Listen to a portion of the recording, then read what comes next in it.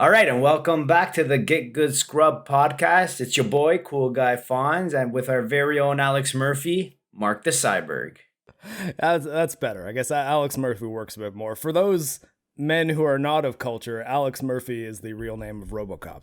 The real RoboCop. The good guy cyborg, and the one who didn't have to learn to be a good guy by the second film. Love you, Arnold, but love you even more, Alex Murphy. Peter Weller. Peter Weller is a boss. You ever see the Dark Knight Returns animated? Yeah, of course. Yeah, or Peter Weller's voice of Batman. That's some solid casting right there. All right, Fonz, what are we talking about today? As always, we're discussing the best and latest news in the gaming industry that excites you and pretty much puzzles me. But this week we got the PlayStation State of Play, which was on July 8th. Most of the time was taken up by Deathloop, which we'll talk about. The new Switch. Not the Switch upgrades we were looking for, but maybe the Switch updates we need. And Assassin's Creed Infinite. But let's start off with the PlayStation State of Play.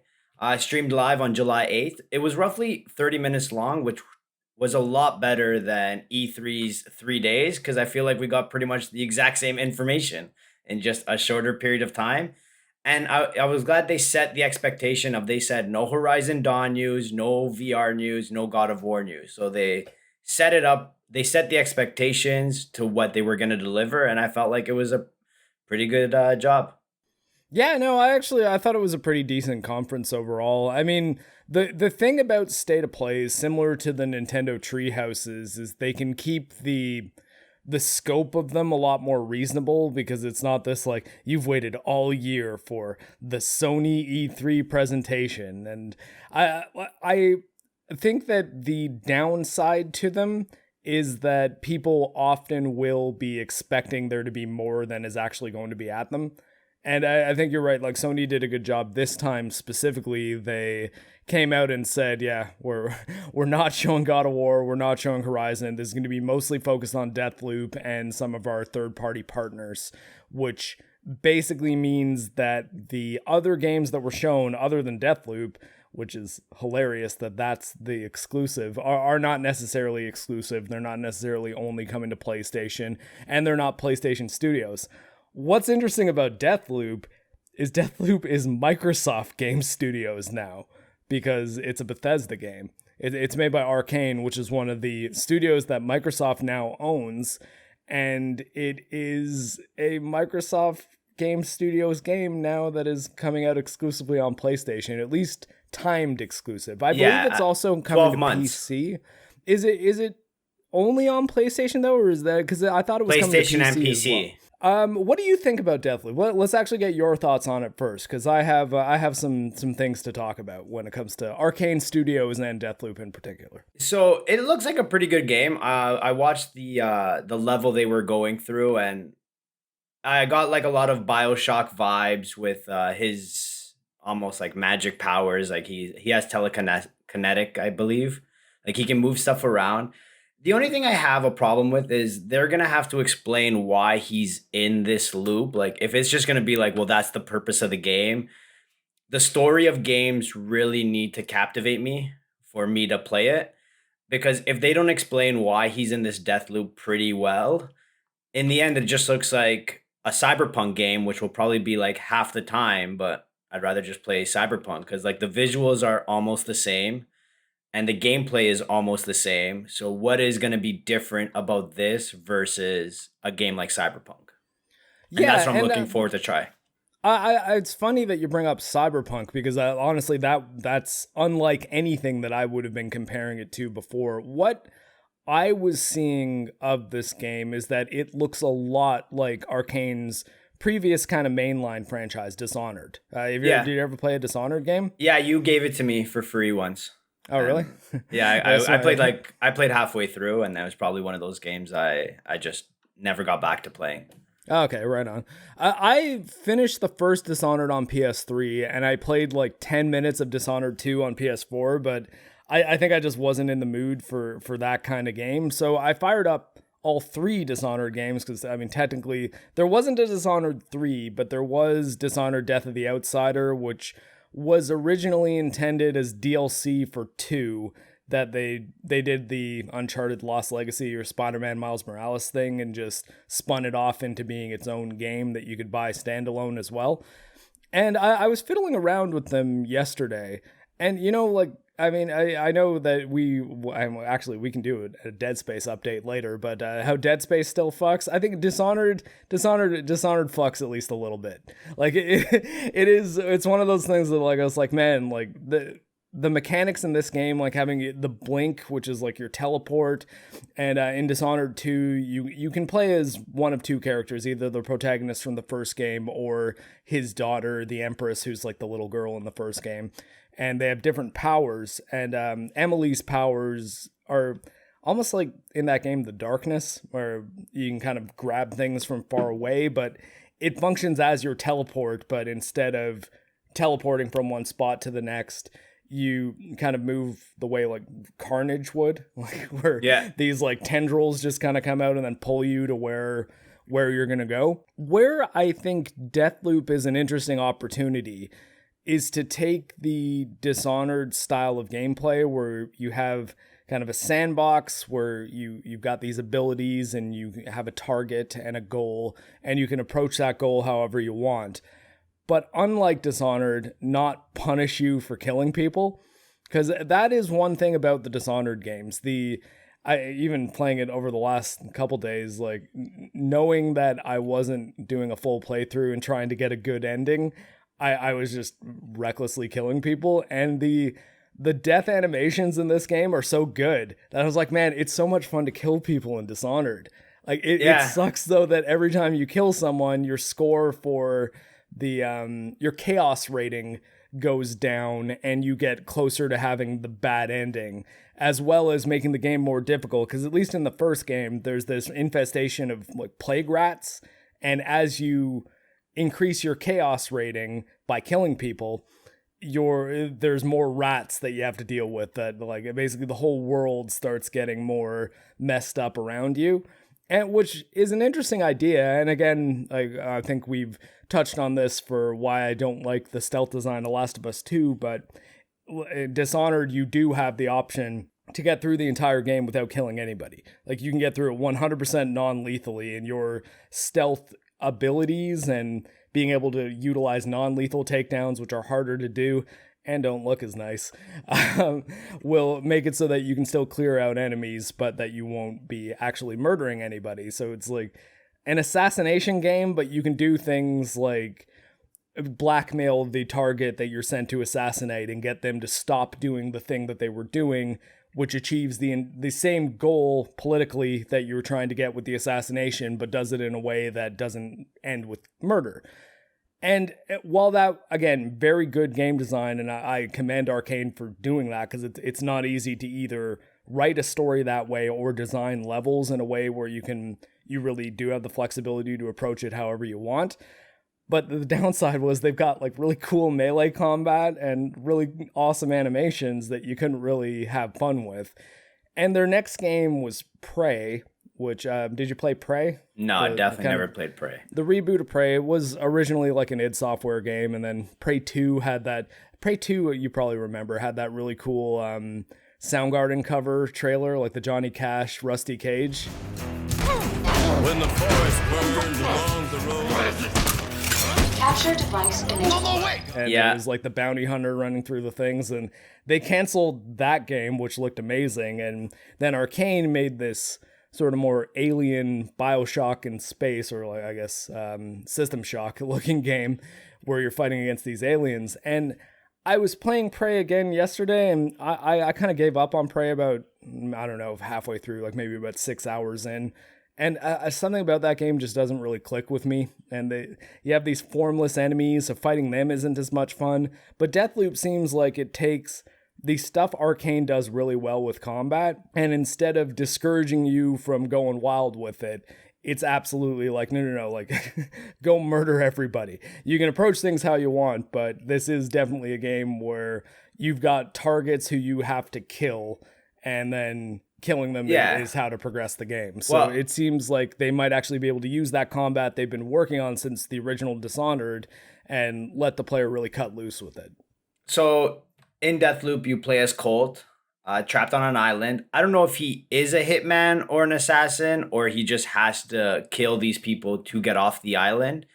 And you're stuck there. You're stuck in a loop for 24 hours, the same 24 hours, similar to a Groundhog Day situation. Or Housemarque's Returnal as well. That was kind of the same deal. Oh, is that what too. it is? Yeah. Except in Deathloop, if you die, it's not it's not permadeath. You just revive in the same 24-hour loop that you're stuck in. And they say as the game progresses, you will get lives that you can lose and like restart from where you just died. So that's kind of cool. And basically, the objective of the game is to try to get these 8 people into the same room so you can kill them all at once. And you're supposed to be going through it over and over again until you get them all to do it. Oh, interesting. I didn't realize that there was the same room thing. I thought it was just you have to kill 8 people in one run. That's what I got. Like, you're trying to like learn where they're going to be and like maneuver them to go to a certain direction. That's what I understood from it, but maybe I'm wrong. I don't know. That could like be I said, like the story is gonna have to be really good for me to really like finish a game like that. But the combat looked really fun. You're killing people from all sorts of places. Like you can teleport to on top of them and then assassinate them that way.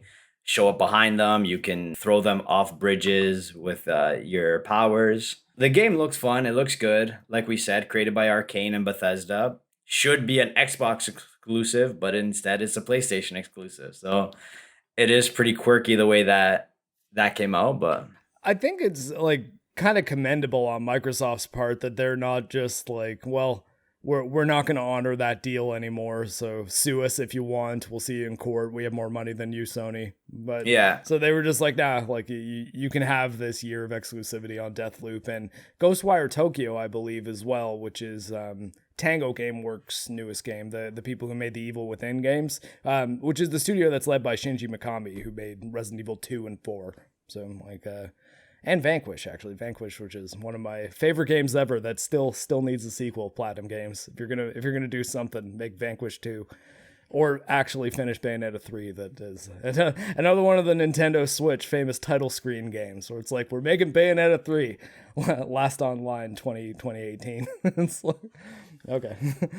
Moving on, we got some other games at the State of Play. The only real one that that interests me a lot was the Hunters Arena Legends, mainly because it's going to be a free PlayStation Plus game, and I love free games because I don't know if I'll ever have the time to play them. So if they're free, that's always a big plus for me. You don't feel like you wasted money if they languish in your backlog having only played them once. Yeah, like, hey, I played this game for 5 hours. It's in my Steam library. That's cool.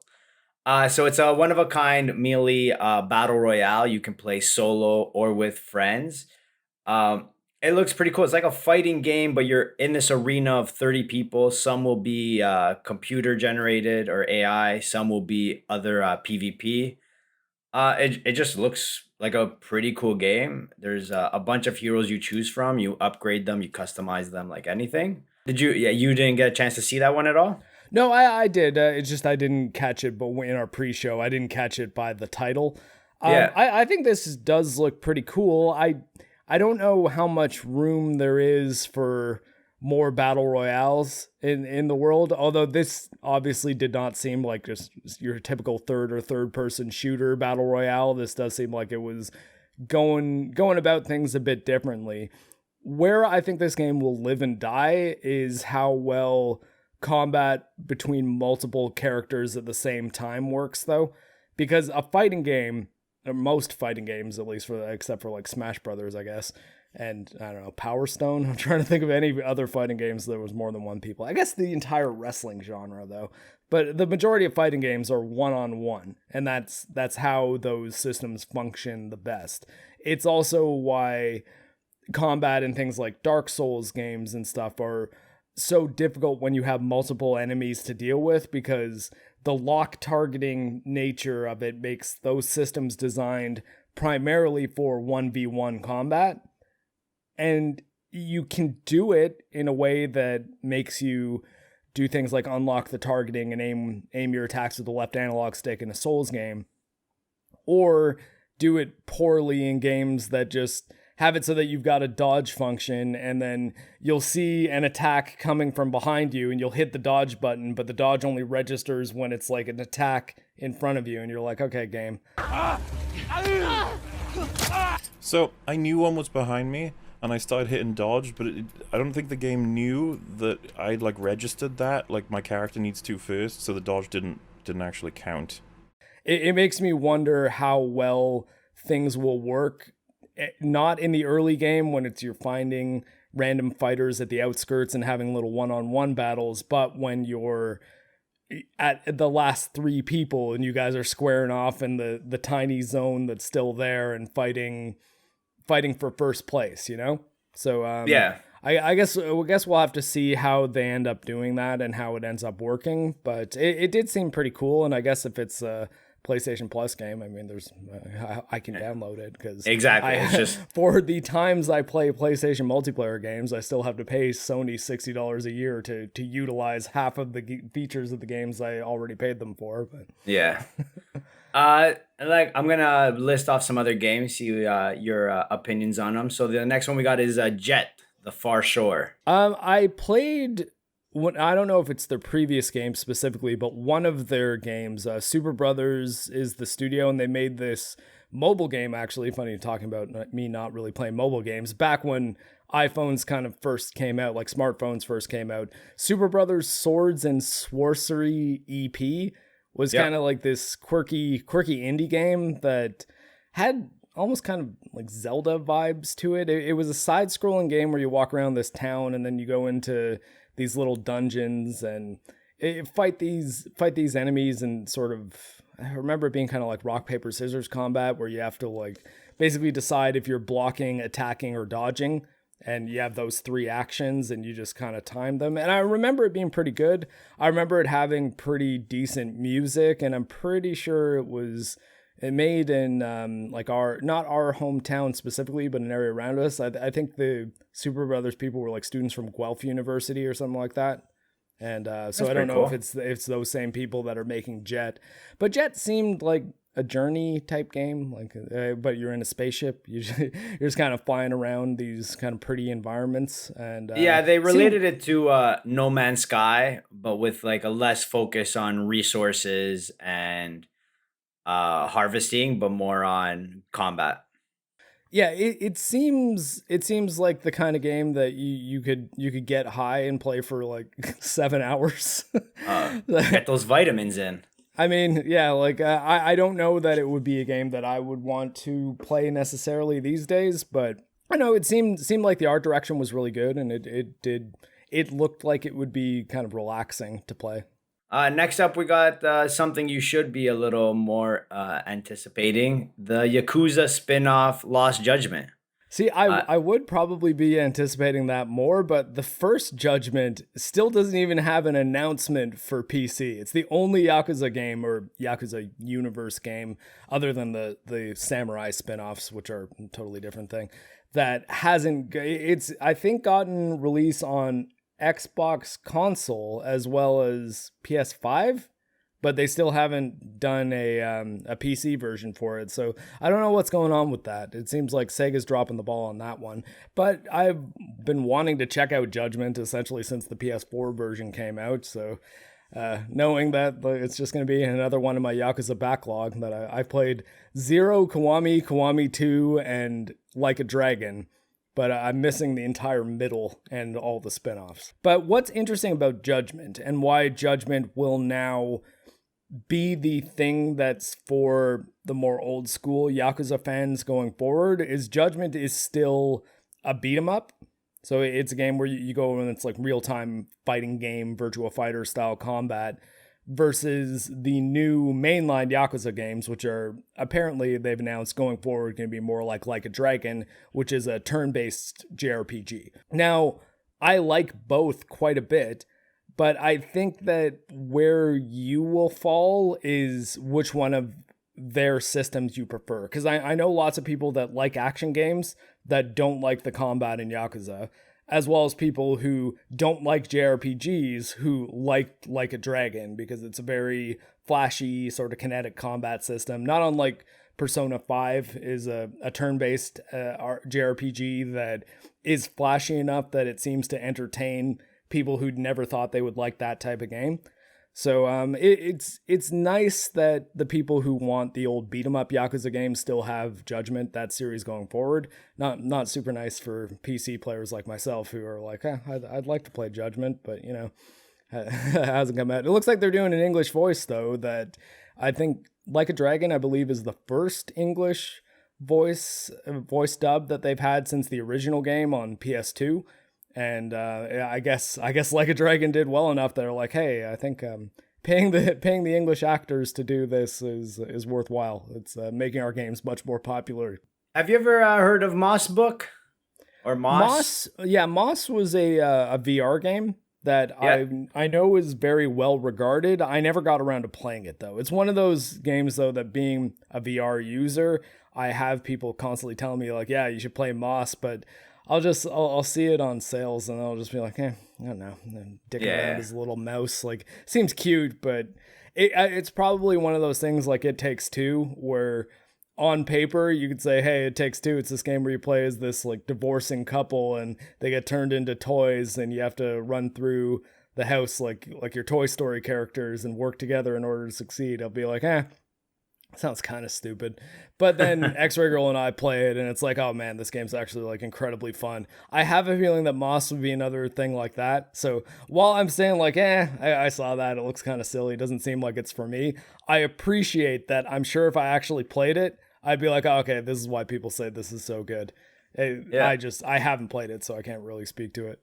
I never heard of it, but they did do a CGI trailer, one of our favorite things, for Moss Book 2, which is in development. Was that a CGI trailer? That wasn't just the in-game visuals? I guess they did show some in-game. Yeah, they show in-game trailer, in-game footage. My bad.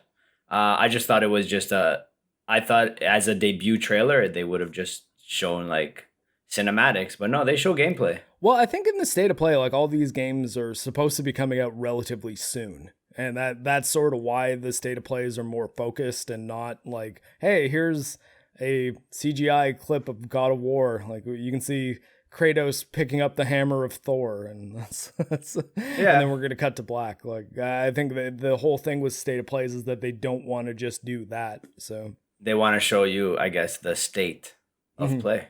Yeah.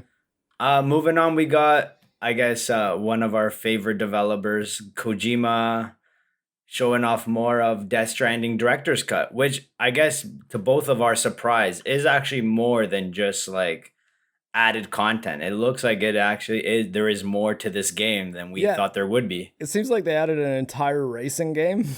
Yeah, so the Fragile Circuit, I think it was called, and I was like, so that's not in the original game. I've never played Death Stranding. No, it's not. Like there's vehicles in the original game, and you can work together with the online community of other players to build roads. And by the end of the game, at least, as long as you're playing while connected to the internet and can sync up with other players' chiral network, it's got this weird kind of asynchronous multiplayer thing where you're kind of like Metal Gear Solid 5. Yeah, Metal Gear Solid 5, or I would kind of compare it more to Dark Souls, where it's you can just see, in Dark Souls, you see like the ghosts of people wandering around and you can like challenge them and stuff, so there's some more direct multiplayer, but there's also things like being able to leave notes for people, like saying, hey, don't go off that cliff, or jump down here, there's a secret, and you're trolling someone, and it's actually, you just make them fall to their deaths. But in Death Stranding, you actually are kind of working, you start areas, and those areas are not connected to what's known as the chiral network, which is basically the internet that can share all sorts of like interesting information and stuff. And Sam, who like what's his name, Norman Reedus' character, has this like necklace that if he brings it from one chiral network station to another, he can bring that other station back online, and then it connects that whole area to the chiral network. So the first time you're pushing to a new area, you're doing it with no help. It's a totally single player game. You're on your own. You've got to use your own equipment. and utilize your own resources. But once you've connected that area to the chiral network, you'll see all sorts of items that other people have dropped. So like ropes that they've put into cliff faces that you can climb, or like ladders across ponds or creeks that you can walk across, or roads that you can all build together. And once you get to, I think, chapter 3 of Death Stranding, there starts to be these stations where you can donate resources to these points that build a stretch of road in that area. Now, if you were going to play totally in offline mode, you can still build those roads, but it's now a 500-hour game. Yeah. But if you're connected to the chiral network, it's basically you and all the players in your instance working together to build these roads. So by the end of the game, you've just got highways that you can take packages to by, super quickly, and it's doing it with encountering very few enemies. And that's sort of the neat immersive sim asynchronous multiplayer thing about Death Stranding. So there was a lot of vehicle content in the game, but there wasn't like races. And I thought now that there is. Yeah, I mean there are now, as well as they showed another little quick scene of the mission that seems to be implied as if it's kind of a Metal Gear type thing, like where you're infiltrating a base that seems kind of snowy from that initial director's cut trailer. As well as they said new story content, but I don't know. I'm not sure how that's going to work, if it's just like side stories that if you've already beaten the game you can jump into, or is it like am I gonna have to play all of Death Stranding again just to see the new content? Which, as much as I did like the game, in fact I like Death Stranding quite a lot, and a lot more than most people, it is one of those games that starts very slow and gets a lot better as you get 10-15 hours into it, which sounds like a big commitment, but it's like once those returns start coming, you're like, oh, okay, this is why I've been playing this game, because now the stuff I've been doing where it took me forever to climb up this one mountain, that's starting to pay off, and now I've got a zip line that I can go up and down it, and that area is just sort of secure for me now. And like it would be disheartening to have to start from scratch, whereas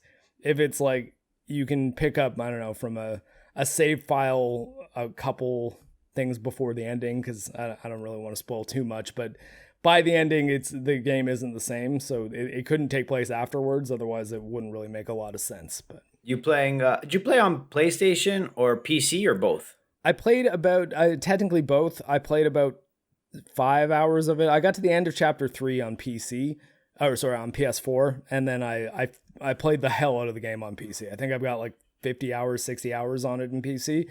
I liked it a lot more on PC, and it was a really, really good port, to the point that it actually made the port of Horizon Zero Dawn kind of disappointing in comparison, because they're both the Decima engine running on PC. One of them, though, is made by Guerrilla Games, who created the Decima engine and should have the most expertise in it, and the other is done by Kojima Productions.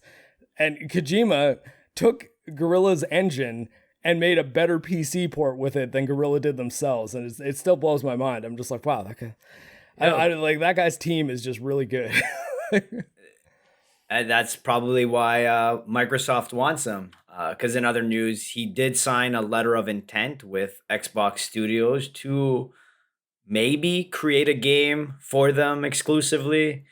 It's a letter of intent, so it's the promise ring of the exclusive game steals. Yeah, like I don't even get why it's news, and it was such big news that they even started a change.org petition to stop him from doing it. And man, like people have too much time on their hands. It's at 1,200 signatures, which 1,200 or 1,200. Okay, that's not a lot. No, it's not. I don't think Kojima is going to be like, oh, less than 2,000 people want me to not make this game for Microsoft. So sorry, Microsoft. Here's your millions, probably billions of dollars. Obviously, like millions. Here's your millions of dollars back. I don't think that's going to go down like that. I would have really laughed if it was a guy like JTech TV or something like that, like one of the PlayStation fanboys on YouTube that gets actively angry every time a PC version of a PlayStation game gets announced. And it was one of those things that was especially funny anytime that happens and you'll hear the not normal PlayStation fans, because if you're listening to this and you're just a person who plays on PlayStation who is a normal guy, you probably don't think like this, but they think that if they announce a PC version of the game, all of a sudden you have to start hating that game. So it's like, oh, Death Stranding's coming up for PC. Death Stranding sucked anyways. The game sucks. The game's terrible. Whereas when it first came out, you're like, oh man, Death Stranding, PlayStation exclusive, it's amazing. It's like, if a game is played by other people and becomes worse to you, you didn't like that game to begin with. Or you're lying. Like, it's one or the other. Yeah, it reminds me of there was a scene in Parks and Rec once when they're talking about gay marriage and one girl's just like totally against gay marriage. And she's like, when gay people get married, it ruins it for the rest of us. And that's how I feel like they're thinking about it. When a game on PlayStation is on PC, it ruins the PlayStation experience. It's the same fucking experience. Like, you can still play the fucking game. Just play it. Play it the way you did before. Just more people can play it, so more people can learn about it and talk about it and discuss it. The trick is the people who think that other people not being able to play something is what a part of that game experience. Like the, haha, I can play with this, but you can't. Join our team and then you can play with it thing. I say as I'm wearing a sports team hat. But this is a classic Canadian sports ball team who won the World Series twice in a row when Fonz and I were children. Back to back, 92, 93. We were but lads at the time. But but anyways, it's sports teams. That's kind of the fun, is being like, yeah, my team's the best, even though like the Leafs have not won a Stanley Cup in my lifetime. I can still say, yeah, go Leafs. but like in sports, it makes sense, right? Like, if your sports teams wins, the other one loses. But we're all trying to play all good games. Like, yeah, like there's nothing. For example, I guess I'm trying to think of a game that is only on PC that is super popular. Okay, League of Legends. I'm not really a big League of Legends player, but it's a phenomenally popular game that was not on console forever, even though it's been on PC for like a decade now. And I think they're finally making a console port of it, not just PlayStation. I think PlayStation, Xbox, and Switch are all getting versions of League of Legends specifically made for consoles. I'm like, awesome, like cool. Yeah. Like it's not really a problem at all. Like I don't get this feeling of like, oh man, we lost another one. It's like no, we didn't lose shit. The only thing is, I will say with cross-play is there seems to be an advantage for people that use mouse and keyboard over controller. Yeah. But I'm pretty sure you can you play mouse and keyboard on a PS?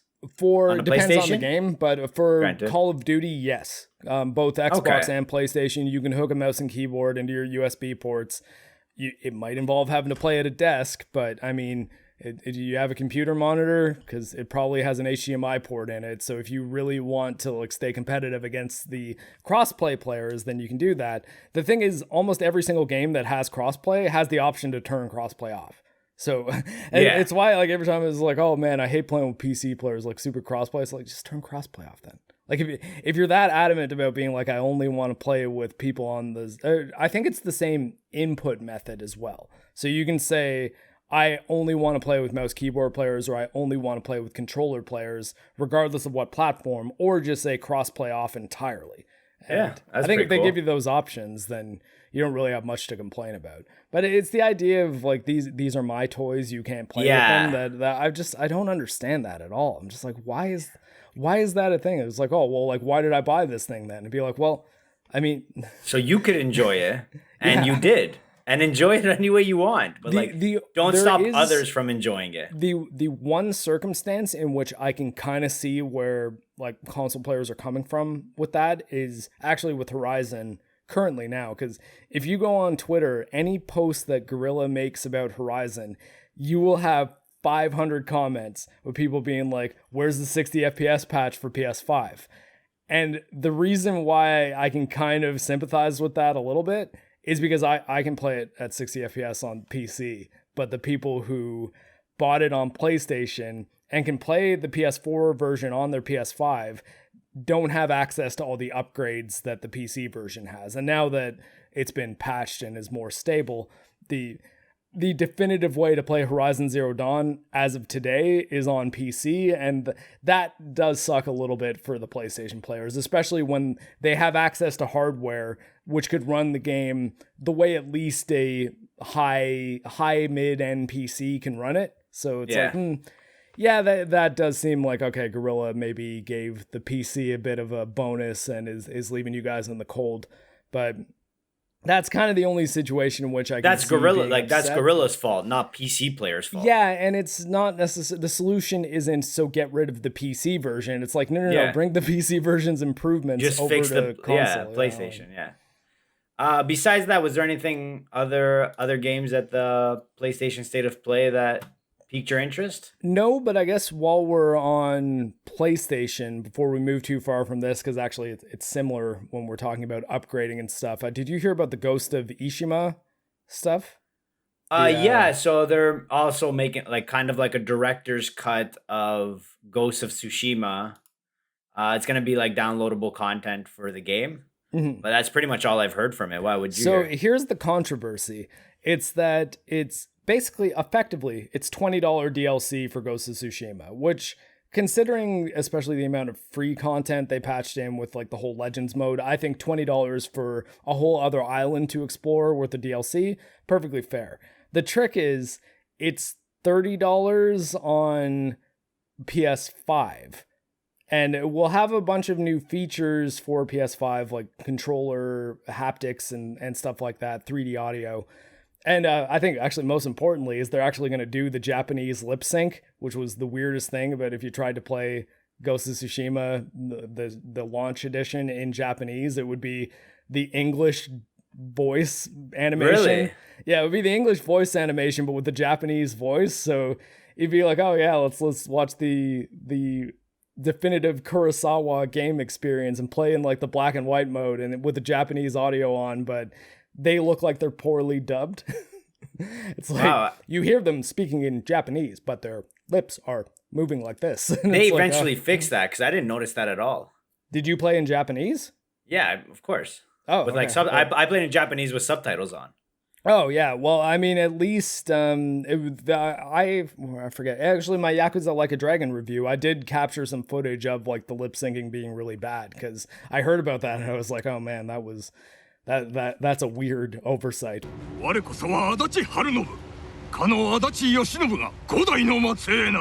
apparently they're fixing that and they're actually doing like a proper Japanese lip sync animation. But I don't know. I think this whole $70 PS5 game thing is becoming a bit of an out of hand situation, and I think it's a bit weird that it's like, okay, well, I mean, are we gonna have to now buy director's cuts versions for an extra $10 of every single PS4 game? Like, is that how the upgrades are gonna happen going forward? Which is weird because games like God of War and Last of Us Part 2 and Ghost of Tsushima realistically have 60 frames a second patches for PS5 that are free. So it seems like Sony's doing this weird thing where like with Death Stranding and Ghost of Tsushima, they're adding some content and then selling it back as like a new product in a way and having it be a $70 game instead of a $60 one, which is how you could have bought it on PS4. I don't know. I don't have my thoughts about it totally ironed out, but it seems like a bit of a weird situation in which they were so good about supporting Ghost of Tsushima with extra content, and then they almost seems like they're dropping the ball on a little bit or overcharging for something that should just be, okay, you can get the PS5 upgrade features for free if you have it on PS4, but if you want the Ishima Island content, pay for that. Like that seems to me like it would make a lot more sense. Whereas it's like, you can have all these bonuses to the PS5 version, like the better lip syncing and a 4K 60 FPS mode and haptics and 3D audio, but to get it, you have to spend $30 to get our DLC as well. You can't just play the game and have that content for free, which, you know. That's interesting. Also, just to point out how much of a scrub I am, I was told to platinum Ghost of Tsushima takes about 70 to 80 hours. I'm at 120 hours, and I still have not platinumed that fucking game. All right. Like I don't know what's the hardest trophy to get. Like, what are the terms? it's not so much hard. Just you have to like liberate every village and just going to every encartment and just doing that. You pretty much like if you do all the tails and get all the mythic weapons and liberate all the camps, that's 90% of the game. Takes me a long time to fucking travel. Honestly, I still haven't finished the campaign, so I'm way. Oh man, it's pretty good. Yeah, it's pretty good.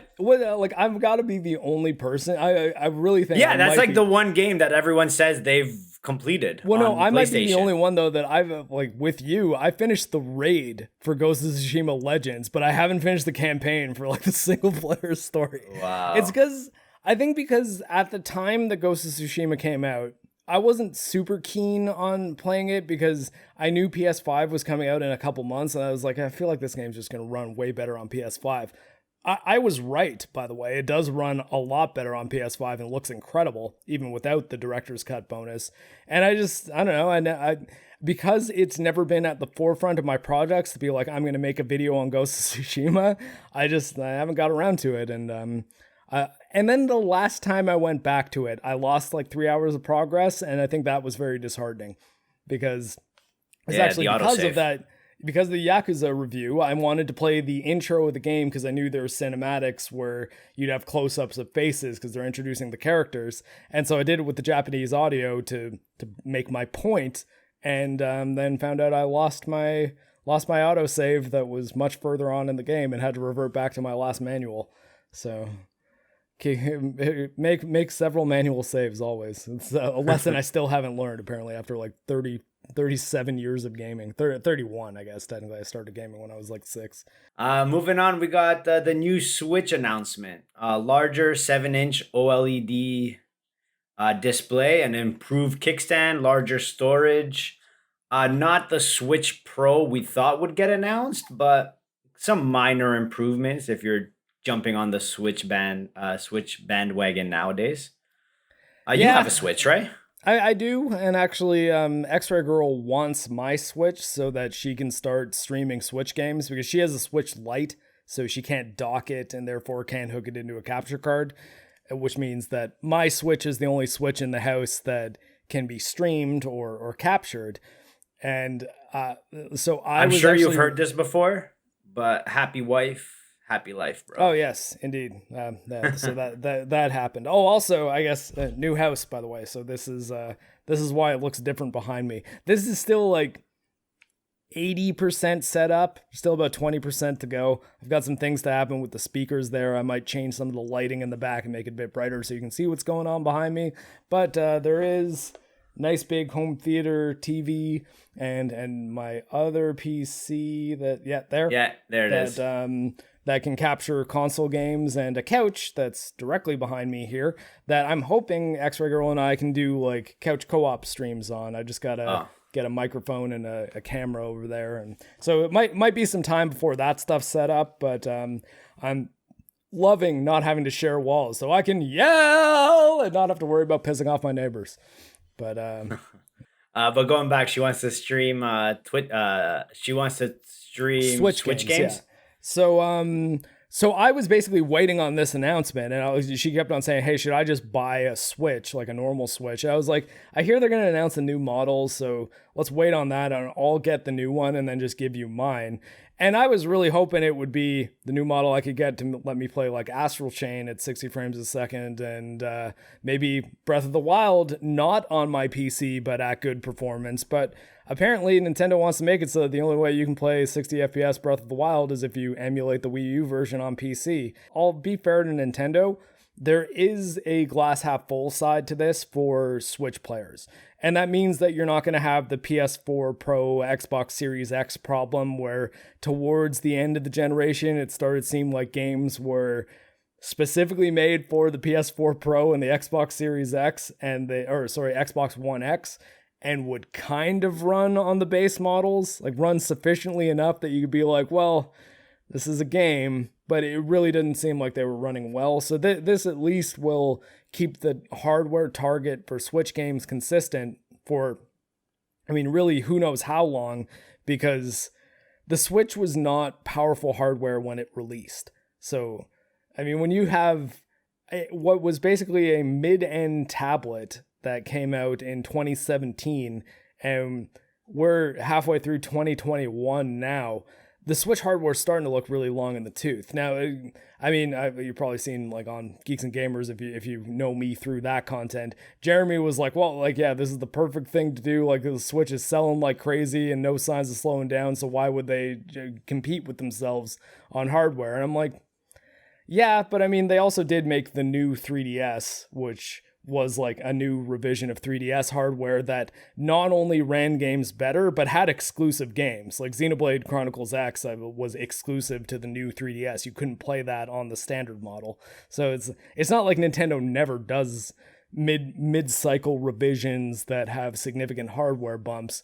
But my whole big thing is like, man, like how long are people going to be playing Switch when they realize they can play games better on the thing that's in their pocket all the time? Like, well, especially now with the Windows 11 update, right? Like, I mean, just yeah, play mobile. like, and I mean, granted, I'm not talking about this year. I'm not saying, oh yeah, Switch sales are declining. They're not. But I don't gauge my my view of whether or not video game hardware is good based on how many units of that hardware are selling. Like, I was like, well, how well does this thing actually play video games? And with the Switch, it's like, not super well, really. Like, I mean, it does play some games incredibly well. Like, I think Mario Kart runs very well. Super Mario Odyssey runs well. Smash Brothers runs well. The online modes of at least two of those three games are not good, but that's more a problem with their online infrastructure. That's probably the biggest thing. The plus that the OLED model has is the dock actually has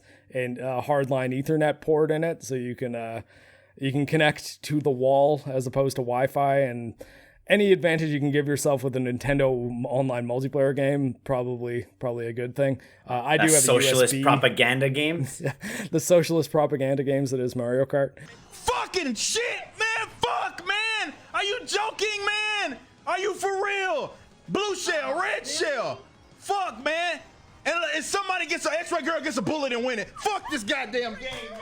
This game's fucking stupid. How many? But yeah, no, I would say I'm moderately disappointed by the news because I was really hoping that Nintendo would not make a 4K ready, like super high end PS5, but it's in your hand system, but one that's like, hey, we're gonna still use the same software targets as the Nintendo Switch, but this is a unit that will just run those games a lot better.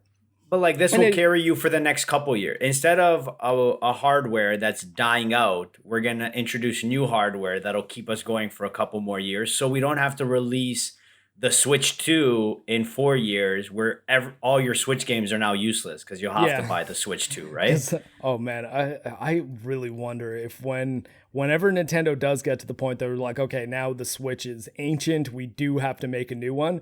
Are they going to do Switch 2 or Super Nintendo Switch, whatever they're going to call it, and then be like, oh, and it's not backwards compatible? Of course not going to be backwards. And we can't, like, we're going to delete the store for Switch. So yeah, so you can't. You have to buy all your new games on this new store.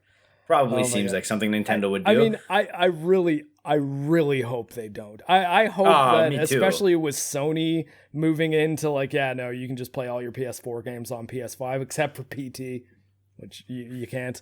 I hope that Nintendo will actually be like, hey, maybe we shouldn't totally screw every single Switch owner because there's millions of them. And from what I hear, it's a really good selling hardware. So how about we don't screw out those people? Yeah, and like make it seem like, you know, their purchase was actually worthwhile and all those games that they bought aren't totally useless. Because unlike other Nintendo hardware in the past, this has been the system that I think has pushed digital sales most heavily because it's a handheld system that has expandable storage. So I think you're actually, as much as I know there's lots of people who buy physical games and are like, yeah, physical games are the way to go. I don't want to go on a vacation and take 10 Nintendo Switch cartridges with me. I want to have the Switch and have every single game that I own on the actual unit. And so I own Legend of Zelda Breath of the Wild as a physical copy because it's the first game I bought. and that has just been in my Switch forever. And every single other game I purchased on Switch is a digital copy. So if whenever they release like an actual new Switch, not just a Switch with a nicer screen, if I have to buy all those games again, I honestly think I'm just be like, okay, Nintendo, I'm just gonna emulate your games from now on. Like, fuck you guys. I think the funniest thing I heard after the announcement, I don't know if it was a tweet or maybe Colin Moriarty's podcast, was Nintendo announces a 7-inch OLED display, basically just a 2-inch improvement of the PS Vita that was released in 2011. Good job, guys. Well, I mean, yeah, the Vita is a Vita was machine. really good. Vita, like, it did not get the credit it deserves or the support from Sony it deserved. Yeah, But I think it's memory, like it's storage, not memory, it's storage. The memory stick duos, memory stick duos was PSP. It was the PlayStation Vita memory cards. Those being so unbelievably overpriced for what were essentially just micro SD cards that had a proprietary little notch in them. It's like, well, yeah. that was a bad idea. And they also dropped the ball on making it so that you couldn't just hook it up to a TV if you wanted to play those games on TV. Like, I think if they did the Switch thing, the two things that Switch did that made it just be the Vita, but more successful, or you know what, I'll give them three, was micro SD storage, the ability to hook it into a TV and play your games on a TV if you want, and 2 shoulder buttons on each side. That was the other thing that Vita was missing. There was the touchpad on the back, so it'd be That like, was oh, weird. Well, you just tap the touchpad. It's like, no, it doesn't work as a button, and then you hit it I remember- accidentally.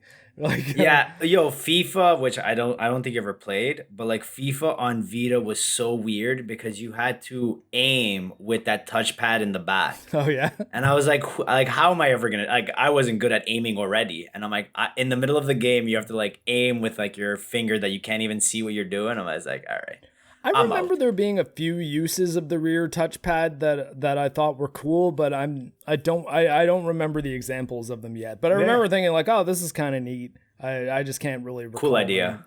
Yeah. And moving on, our last topic of the day, Assassin's Creed Infinite. It does have a special place in my heart because it is Ubisoft Montreal and Quebec that are teaming up to create this online Assassin's Creed experience.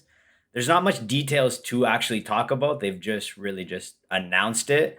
Doesn't say if you can play offline anymore, if it would only be online. Doesn't say anything of how the co-op would work. It just mentions that it's going to be a live service, which I'm actually not. I'll have to wait to see what it looks like before I can actually judge it. But I feel like games like Assassin's Creed that started coming out every year or every 2 years at some point should just be a live service. Like, if you're gonna make people pay for the game every year, and Assassin's Creed pretty much were the same games over and over again, you might as well make it a live service. Three games ago, they changed them pretty radically. Like Assassin's Creed Origins, Odyssey, and Valhalla are sort of the same game as each other in a lot of ways, but they're very different from the previous Assassin's Creeds. Yeah. And Rogue and Black Flag, they were kind of their own thing also, because they were like the ones where you had the ships. And I think that Ubisoft has been trying to make their Skull and Bones game, the online pirate game that I think got its lunch kind of eaten by Sea of Thieves. That was basically the Assassin's Creed pirate combat, but expanded out to its own game. So every so often Assassin's Creed will change, but you're right in that they seem to get a thing that they do, and then they just do that thing over and over again for like 3 or 4 entries, 5 or 6 entries, whatever it ends up being.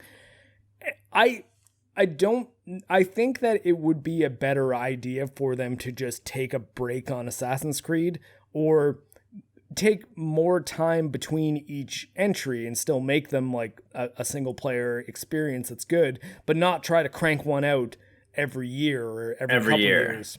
Yeah. Where most of my hesitance to be like, yeah, no, I don't know, like the idea of making Assassin's Creed more of a platform that is constantly getting content and lots of little updates instead of annual big updates is, I don't think Ubisoft has done a live service well yet, with the possible exception of Rainbow Six Siege, which I don't think this is going to be anything alike. It's not going to be a competitive shooter or a competitive multiplayer game that you jump in with like teams of people and, you know, do esports type stuff with. So they tried to do it a couple years ago with Beyond Good and Evil 2, where they were going to make this live service thing where I forget what they did, like a Space Monkeys website that you could sign up and then become like a beta tester for Beyond Good and Evil 2, which is going to be this like spacefaring futuristic game where you can play as a monkey or something like that.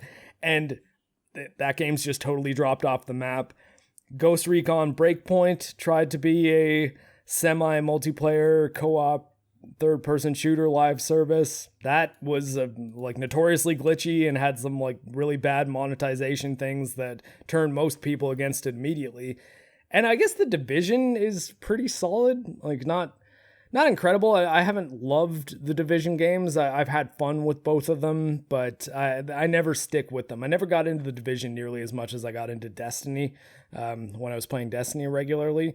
And I don't know how Assassin's Creed is going to fit into being a online live service, especially because Assassin's Creed multiplayer has never really been great. And it makes me think that are they going to do a single player live service, which has not really been done ever that I can think of. Do you have any examples? No, of like just a single player live service game. I can't even, no.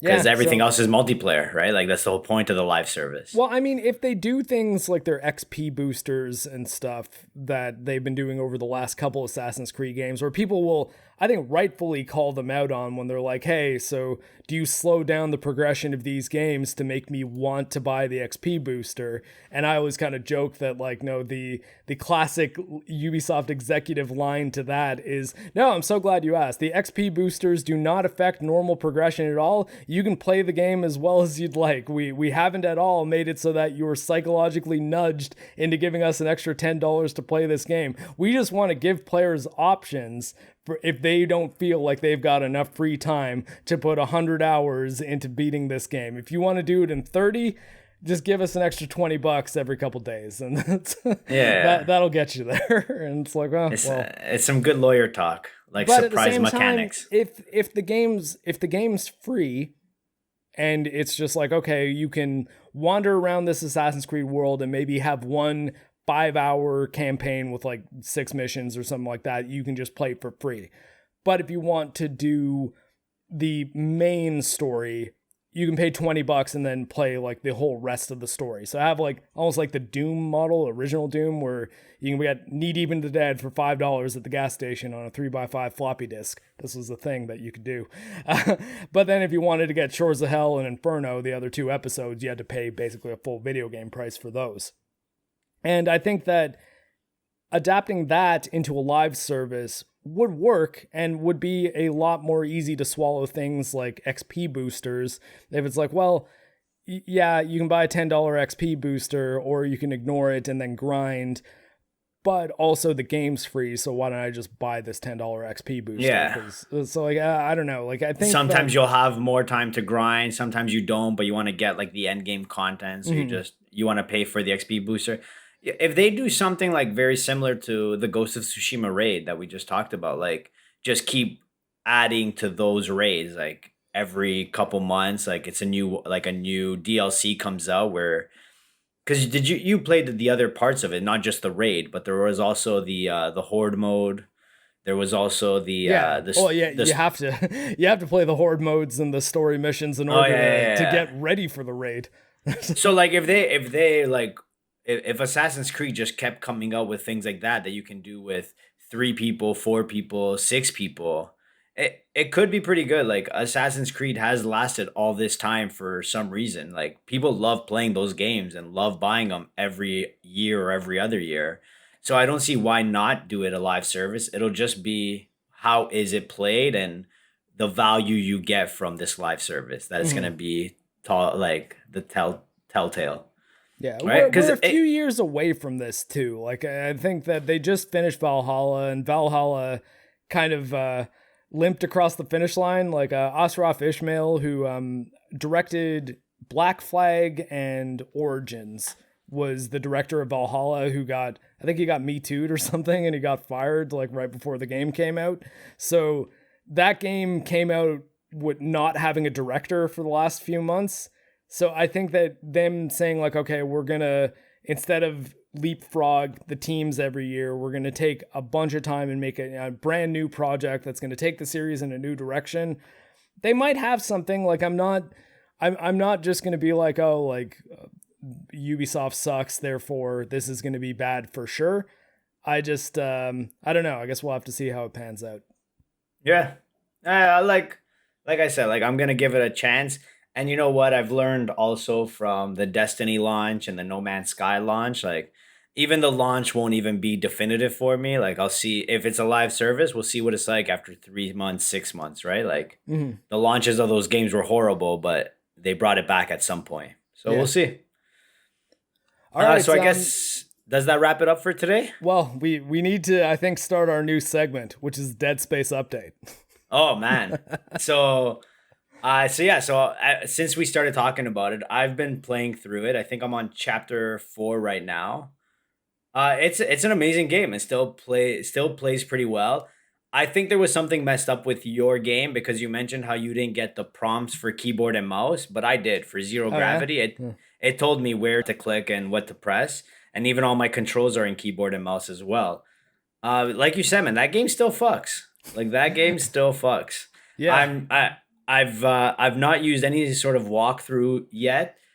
So like scares are like when monsters or necrofangs necromorphs when they show up, like it's still very surprising, which is one thing I've always hated. Like I kind of feel like I wasted some of the survival horror games in the past, like using a walkthrough, because then they just tell you what's about to happen. So it kind of sucks. So I've like really tried not using a walkthrough for this one, but then it might take me 40 hours to beat a 15-hour game. But we'll see. We'll see what happens. Well, what I think is interesting about Dead Space as far as keeping the player moving forward and keeping the progression in motion is, for us, if you hit control, I guess, or left control is for me, is you get the little navigator laser. Yeah. Whereas Isaac basically just shines this light on the ground, and then you get a beam of light telling you where your next objective is. And I find that the beauty of that, like the thing that's really incredible about it, is in a game where you do want to go off the beaten path and hunt for resources, you know what the critical path is. Therefore, you can be like, okay, if there's a door and it's telling me to go that way, I'm going to go through this door and see what I can find. And you can always find your way back. So you don't have to worry about, oh, okay, I know that it's this way I have to go because there's like a sign on the wall. So I can find that sign again, but for now I'm going to go here. And then you get turned around and it's like, okay, now I don't even remember. I got to try to find which that door sign do I have again. to go? Yeah. Whereas like that laser on the ground really makes it so that it's not like an arrow on the screen that you're looking at the arrow more than you're looking at at the area, the game around you.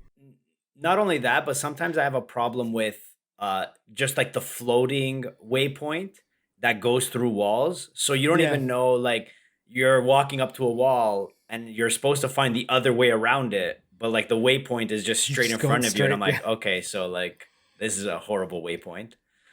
Yeah, well, I like that it's not an ever-present waypoint. It's just when you need it. When you need it, you can bring it up. And that game nails. It absolutely nails the idea of no HUD. Like there's no heads-up display in the game. There's tons of heads-up elements, but they're all diegetic, which do you know that term?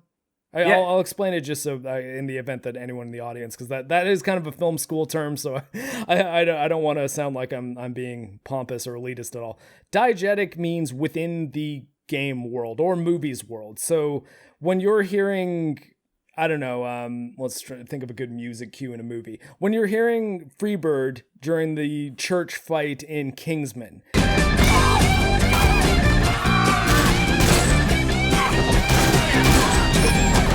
that is not playing in the church. It is just like that. It's for they added our benefit. To it. Like we are, yeah. But when you're hearing "Stuck in the Middle with You," when Mr. Blonde is like cutting off the ear of the guy in Reservoir Dogs. Clowns to the left of me, jokers to the right. Here I am, stuck in the middle with you. He puts that on the radio. So Stuck in the Middle with You, or actually I'm not even sure if that's the title of that song, but you know the song. Yeah. He plays that diegetically in the sense that in the movie world, that song is playing. Whereas Freebird playing in the church fight, that's non-diegetic music, which means the audience can hear it, but the characters can't. Every single heads-up element in Dead Space is diegetic, though. So it's Isaac can actually see the holographic projections that are coming up and saying, okay, here's this person talking to you, and there's this video call that's being projected as a hologram.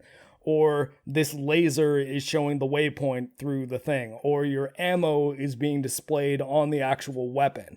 And I think it really does that well. And I'm shocked that more games don't do it, because there's plenty of games that try to use minimal HD, actually Ghost of Tsushima being one of them, with the wind waypoints and stuff. But there is still like a health meter in Ghost of Tsushima, and the health meter in Dead Space is on Isaac's spine. It's just like a suit integrity thing that's like, you know, I think they do that. Like you said, like well. it's not a HUD display. Like it's not like in the left corner you see your health. It's on your bodysuit. If you face the camera, you're not gonna see your health anymore, right? Like your that's health just, or your stasis power, or your stasis or stuff like that. And like you said, like even like the store, you see it as the way Isaac would see it. Whereas if you move, the screen moves with you, right? It's not, you're not looking at a screen like the user is looking at a screen through a television. So yeah, it really makes you immerse into that world, and it's a really good story so far. Like again, I'm only on chapter 4, but it was really good. Looking forward to beating it, and that's why so I think that's gonna be the game I beat right now, and then after that, I think I'm gonna move on to Death Stranding when the director's cut comes out. Yeah, I think my plan is I'm also going to make you play Dead Space 2 as well, because what I would hope to do is by the time we get to Dead Space 3 together, we can continue our Dead Space updates and then co-op Dead Space 3. And maybe we can stream that on the channel too, and there we go. Have people watch us and culminate the Dead Space updates in the one that everyone hated. Oh man, and But hopefully, I've never played, so I don't know. Like this will be 2 sets of fresh eyes on Dead Space 3 by the time we get. and to hopefully in time for the Dead Space remake whenever that comes out. Indeed, or even announced. the news of it. Yeah, no, I think we're supposed to be getting news on that next week or 2 weeks from now, I guess. July We'll see. 22nd, I think was the EA play. I believe so. We'll find out when it happens. But So that brings this episode to a close. And as always, remember, it's not be good. it's get good, scrubs.